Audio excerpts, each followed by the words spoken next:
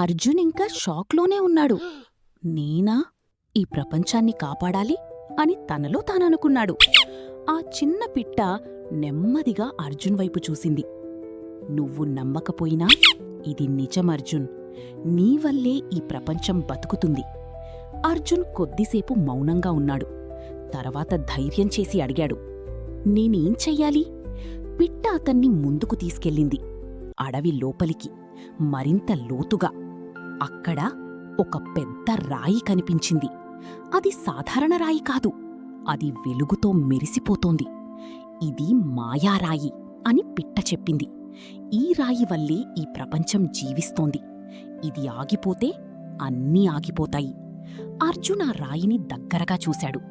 అప్పుడతనికి ఒక భయంకరమైన విషయం కనిపించింది. ఆ రాయి నెమ్మదిగా పగిలిపోతోంది. ఓహ్, ఇదెందుకు ఇలా అవుతోంది అని అర్జున్ అడిగాడు. పిట్ట గంభీరంగా చెప్పింది, ఎందుకంటే ఒక దుష్టశక్తి దీన్ని నాశనం చెయ్యాలనుకుంటోంది. అర్జున్ గుండె వేగంగా కొట్టుకుంది.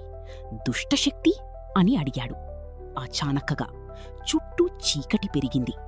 గాలి బలంగా వీచింది. అప్పుడు ఒక నల్లటి నీడ అక్కడ కనిపించింది. ఆ నీడ నెమ్మదిగా నవ్వింది.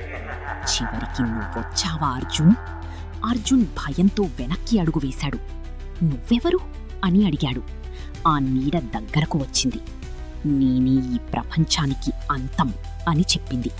అర్జున్ కంగారు పడ్డాడు. నీకేం కావాలి అని అడిగాడు. ఆ నీడ నవ్వింది. ఆ రాయి పూర్తిగా పగిలిపోవాలి. అప్పుడు ఈ ప్రపంచం అంతమవుతుంది. అర్జున్ షాక్ అయ్యాడు. Final ending hook. ఆ రాయి పగిలిపోతే ఈ ప్రపంచం నిజంగానే అంతమవుతుందా? తర్వాత ఏమైంది తెలుసుకోవాలంటే ఎపిసోడ్ 4 చూడండి.